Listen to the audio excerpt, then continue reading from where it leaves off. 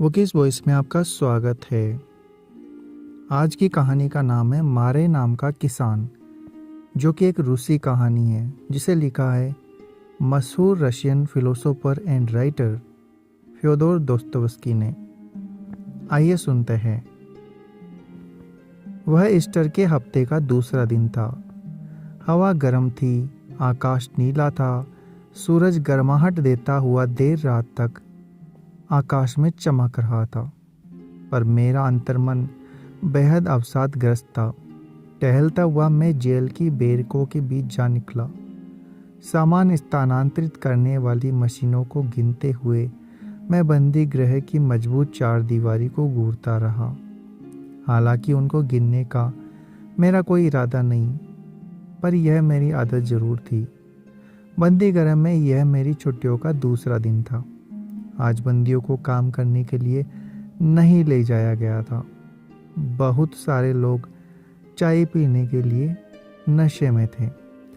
हर कोने से लगातार गाली गलौज और लड़ने झगड़ने की ऊंची आवाज़ें आ रही थी। बिस्तरों के साथ बने चबूतरों पर ताश पार्टियों और बेहुदा गठिया गानों का प्रबंध किया गया था। हिंसा में लिप्त होने की वजह से कई कैदियों को उनके सहकर्मियों ने अधमरे होने तक पीटे जाने की सजा सुनाई थी। पूरी तरह ठीक हो जाने तक वे सभी बेड़ों की खाले लपेटे बिस्तरों पर निडाल पड़े थे। लड़ाई झगड़ों के दौरान यहाँ बात बात पर चाकू छुरे निकल जाते थे। पिछले 2 दिनों की छुट्टियों के दौरान मुझे इन सब ने इतना उत्पीड़ित कर दिया कि मैं बीमार हो गया।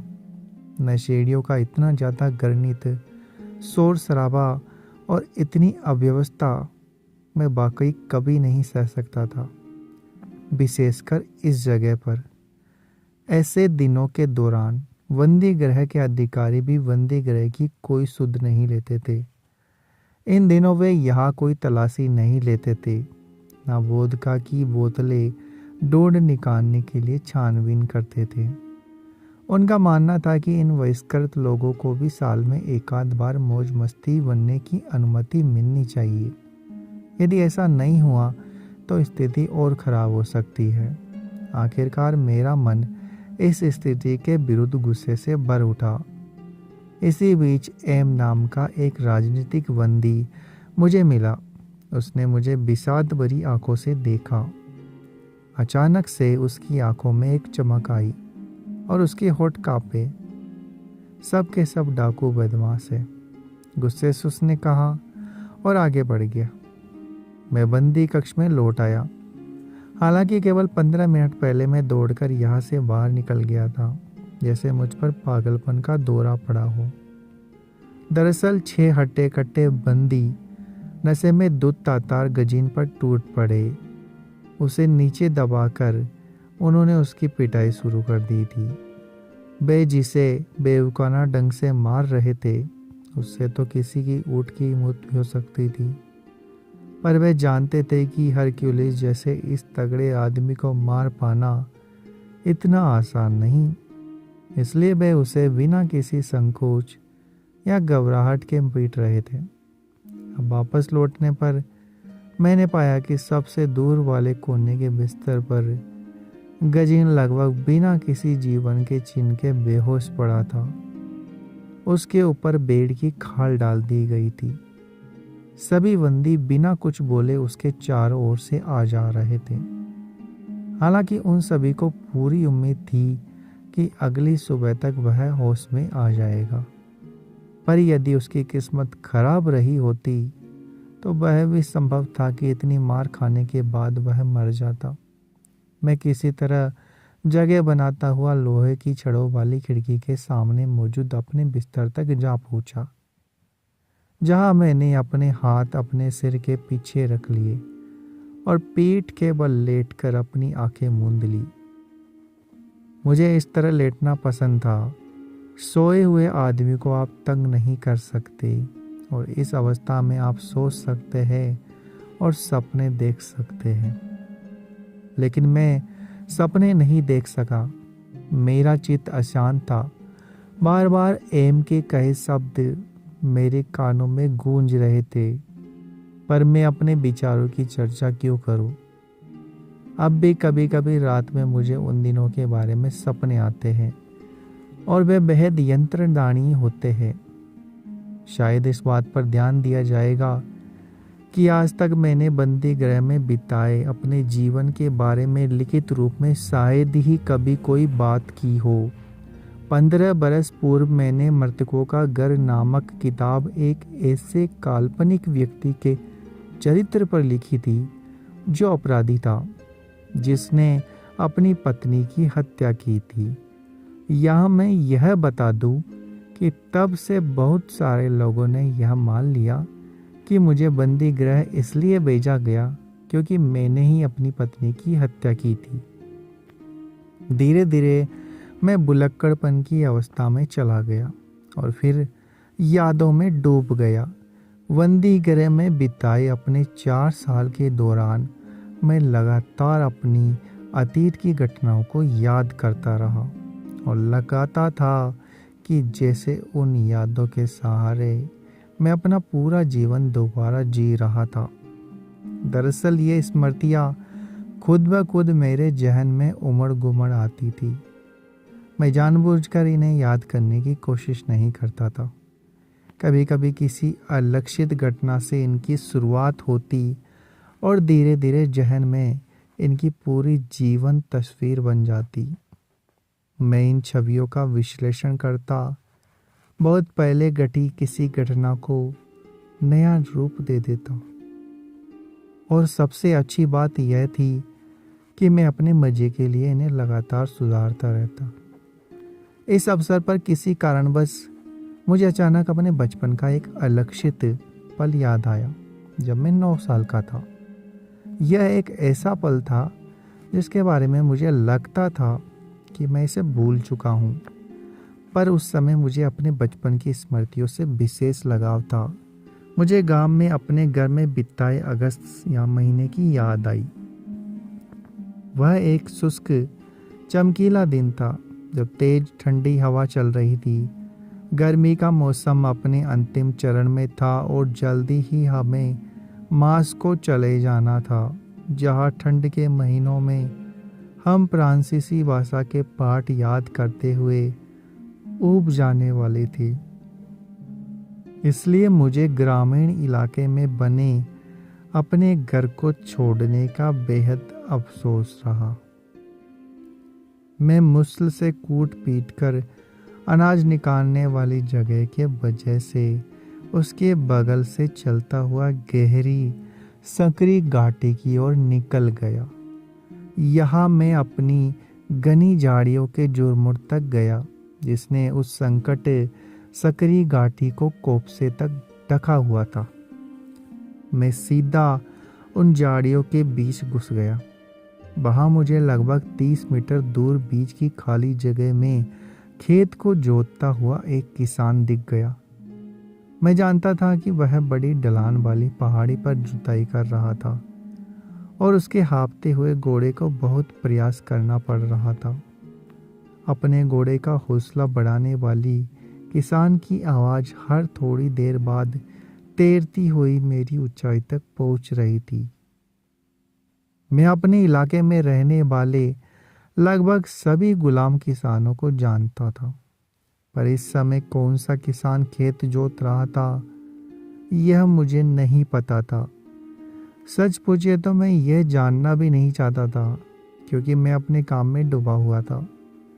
आप कह सकते हैं कि मैं अखरोट के पेड़ की डंडियां तोड़ने में व्यस्त था। मैं उन डंडियों से मेंढकों को पीटता था। अखरोट के पेड़ की पतली डंडियां अच्छे से चाबुक का काम करती थी, लेकिन वे ज़्यादा दिनों तक नहीं चलती। पर बोझ वृक्ष की पतली टहनियों का स्वभाव इससे ठीक उल्टा होता था। मेरी रुचि बोरों और अन्य कीड़ों में भी थी। मैं उन्हें एकत्र करता था। इनका उपयोग सजावटी था। काले धब्बों वाली लाल पीले रंग की छोटी फुर्तीली छिपकलियाँ मुझे बहुत पसंद थी, लेकिन मैं सांपों से डरता था। हालांकि सांप छिपकलियों से ज़्यादा विरल थे। वहाँ बहुत कुकुरमुत्ते होते थे। खूबियों को पाने के लिए आपको बोझ वृक्षों के जंगल में जाना पड़ता था और मैं वहाँ जाने ही वाला था। पूरी दुनिया में मुझे और किसी चीज़ से उतना प्यार नहीं था जितना उस जंगल और उसमें पाई जाने वाली चीज़ों और जीव जंतुओं से। कुकुरमुत्ते, जंगली बेर, बोरे और रंग बिरंगी चिड़िया, शाही गिलहरियाँ, जंगल में ज़मीन पर गिरी नम मरी पत्तियों की गंध मुझे अच्छी लगती थी। इतनी अच्छी कि यह पंक्ति लिखते समय भी मैं बोझ वृक्षों के उस जंगल के गंध को सूंघ रहा हूँ। ये छवियाँ जीवन भर मेरे साथ रहेंगी। उस गहरी स्थिरता के बीच अचानक मैंने स्पष्ट किया, किसी के चिल्लाने की आवाज़ आ रही है। भेड़िया! यह सुनकर मैं बुरी तरह से डर गया। जोर से चीखते चिल्लाते हुए मैं सीधा बीच के खाली जगह में खेत जोत रहे उस किसान की ओर भागा। अरे वह तो मारे नाम का हमारा गुलाम किसान था। मुझे नहीं पता कि ऐसा कोई नाम होता भी है, किंतु सभी उसे मारे नाम से ही बुलाते थे। वह गठीले बदन वाला 50 साल का मोटा तगड़ा किसान था, जिसकी बुरी दाढ़ी के कई बाल पके हुए थे। मैं उसे जानता था, हालांकि मुझे पहले कभी उससे बात करने का मौका नहीं मिला था। मेरी चीख सुनकर उसने अपना घोड़ा मिला था, उसको रोक लिया और हाँफते हुए जब मैंने एक हाथ से उसके हल को और दूसरे हाथ से उसकी कमीज के कोने को पकड़ा, तब उसने देखा कि मैं कितना डरा हुआ था। यहाँ कई भेड़िया है, मैं हाँफते हुए चिल्लाया। एक पल के लिए उसने अपना सिर चारों ओर ऐसे घुमाया जैसे उसे मेरी बात पर लगभग यकीन हो गया हो। कहाँ है भेड़िया? कोई चिल्लाया था भेड़िया, मैं हकलाते हुए बोला। बकवास, बिल्कुल बेकार बात। भेड़िया? अरे वह तुम्हारी कल्पना होगी। यह भेड़िया कैसे आ सकता है? मुझे आश्वस्त करते हुए वह बोला, लेकिन मैं अभी भी डर के मारे थर थर काँप रहा था। मैंने अभी भी उसकी कमीज का कोना पकड़ रखा था। मैं काफ़ी डरा हुआ लग रहा हूँगा। उसने मेरी ओर एक फिक्र भरी मुस्कान दी। जाहिर है मेरे कारण वह तनावग्रस्त और चिंतित महसूस कर रहा था। अरे तुम तो बेहद डर गए हो, वह सिर हिलाते हुए बोला। मेरे प्यारे बच्चे, सब ठीक हो जाएगा। अपना हाथ आगे बढ़ाकर वह मेरे गालों को थपथपाने लगा। आओ आओ, ईश्वर सब ठीक करेगा। ईश्वर का नाम लो। लेकिन मैंने ऐसा नहीं किया। मेरे मुंह के कोने अब भी फड़क रहे थे और उसने इसे देख लिया। उसने अपनी काले नाखूनों वाली मोटी मिट्टी लगी उंगली आगे बढ़ाई और हल्के से मेरे फड़कते हुए होठों को छुआ। चलो शाबाश शाबाश, माँ जैसी कोमल हल्की मुस्कान देते हुए उसने कहा। प्यारे बच्चे, कुछ नहीं होगा, चलो शाबाश। आखिर मैं समझ गया कि वहाँ कोई भेड़िया नहीं था और जो चीख मैंने सुनी थी वह महज मेरी कल्पना की उपज थी। हालांकि वह चीख बेहद स्पष्ट थी, पर मैं ऐसी चीखों की कल्पना पहले भी एक दो बार कर चुका था। मैं यह बात जानता था। जैसे जैसे मैं बड़ा होता गया, मेरे ये निर्मूल भ्रम खत्म होते गए। ठीक है, तो अब मैं चलूँगा, मैंने सहमी आवाज़ में उससे कहा। ठीक है, मैं तुम्हें जाते हुए दूर तक देखता रहूँगा। मैं भेड़िए को तुम्हारे पास नहीं आने दूंगा। वह अब भी माँ जैसी कोमल मुस्कान बिखेरता हुआ बोला।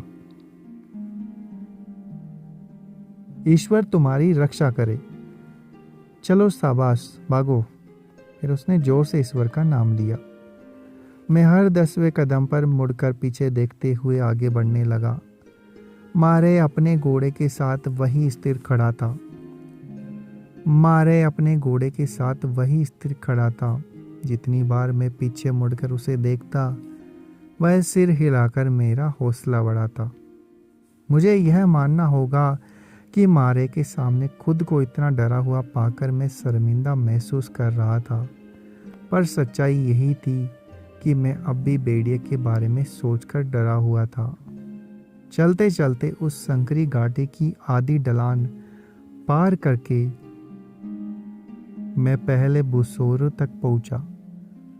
वहां पहुंचकर मेरा डर पूरी तरह गायब हो गया।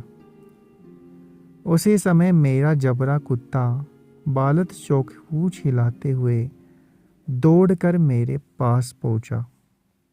कुत्ते के आ जाने से मैं खुद को सुरक्षित महसूस करने लगा। मैंने मुड़कर अंतिम बार मारे की ओर देखा। हालांकि अब मुझे उसका चेहरा साफ साफ नहीं दिखाई दे रहा था, पर मुझे लगा जैसे वह अब भी मेरी ओर देखकर सिर हिला रहा था, प्यार से मुस्कुरा रहा था। मैंने उसकी ओर अपना हाथ हिलाया। जवाब में उसने भी मेरी ओर अपना हाथ हिलाया और फिर वह अपने छोटे से मुखातिब हो गया। चल शाबाश। दूर बहा मैंने दोबारा उसकी आवाज़ सुनी और फिर उसके घोड़े ने खेत को जोतना शुरू कर दिया। पता नहीं क्यों मुझे ये सारी छोटी छोटी बातें भी असाधारण रूप से अचानक याद आ गई। कोशिश करके मैं अपने बिस्तर पर उठकर बैठ गया। मुझे याद है अपनी स्मृतियों के बारे में सोचकर मैंने स्वयं को चुपचाप मुस्कुराया हुआ पाया। मैं उस सब के बारे में थोड़ी देर और सोचता रहा। जब उस दिन मैं घर वापस आया तो मैंने किसी को भी मारे के साथ हुए अपने संकटपूर्ण अनुभव के बारे में कुछ नहीं बताया। और सच कहूँ तो इसमें संकटपूर्ण जैसा कुछ था भी नहीं। वास्तविकता यही थी कि जल्दी ही मैं मारे और इस घटना के बारे में भूल गया। यदा कदा जब भी मेरी उससे मुलाकात हो जाती तो मैं उससे भेड़िया या उस दिन की घटना के बारे में कभी बात नहीं करता। पर 20 बरस बाद अचानक आज साइबेरिया में मुझे मारे के साथ अपनी पहली मुलाकात और उसकी एक एक बात बिल्कुल स्पष्ट रूप से याद आई। इस घटना की याद अवश्य ही मेरी आत्मा में कहीं छिपी हुई थी। हालांकि ऊपर ऊपर से मुझे इसके बारे में कुछ भी नहीं पता था, और जब मुझे इसकी ज़रूरत महसूस हुई तो यह अचानक मेरी स्मृति में पूरी शिद्दत से उठ खड़ी हुई। मुझे उस बेचारे गुलाम कृषक के चेहरे पर मौजूद माँ जैसी मृदु मुस्कान याद आई, और यह भी याद आया कि कैसे उसने अपनी उंगलियों से मुझ पर ईसाई धर्म के क्रूस का चिन्ह बनाया ताकि मैं हर मुसीबत से बचा रहूं। मुझे उसका यह कहना भी याद आया, अरे तुम तो बहुत डर गए हो मेरे प्यारे बच्चे, सब ठीक होगा। और मुझे विशेष रूप से मिट्टी लगी उसकी उंगलियां याद आई जिसने उसने संकोचपूर्ण कोमलता से भरकर मेरे फड़फड़ाते होठों को धीरे से छुआ था।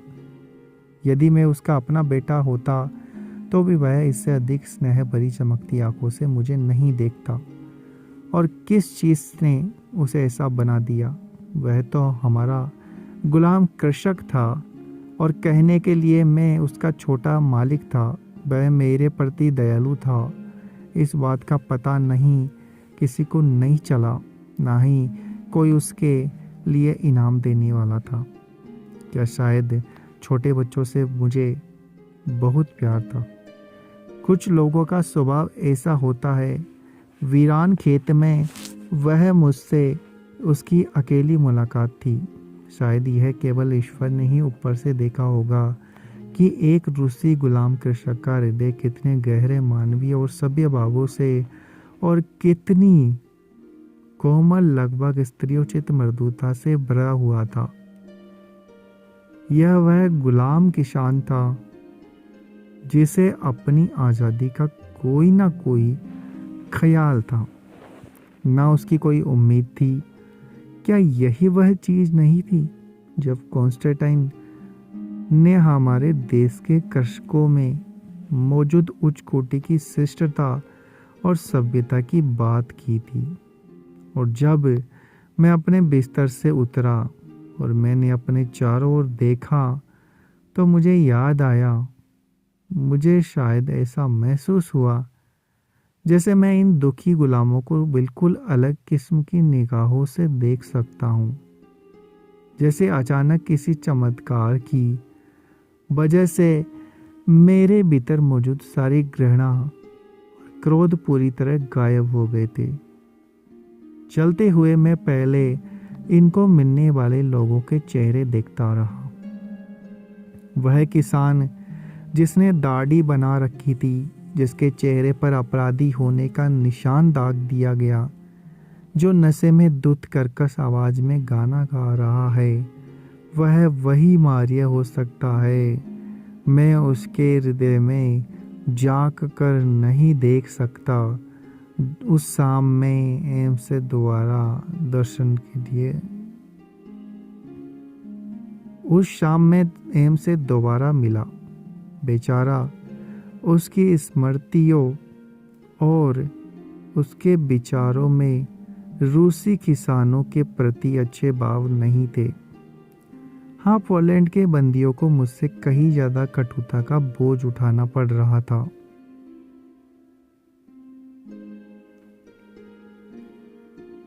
अगर आपको ये कहानी पसंद आई तो हमारे चैनल को सब्सक्राइब करें, वीडियो को लाइक और शेयर करना ना भूलें। कमेंट बॉक्स में आप हमें बता सकते हैं कि अगली कौन सी कहानी सुनना चाहेंगे। मिलते हैं आपसे अगले वीडियो में।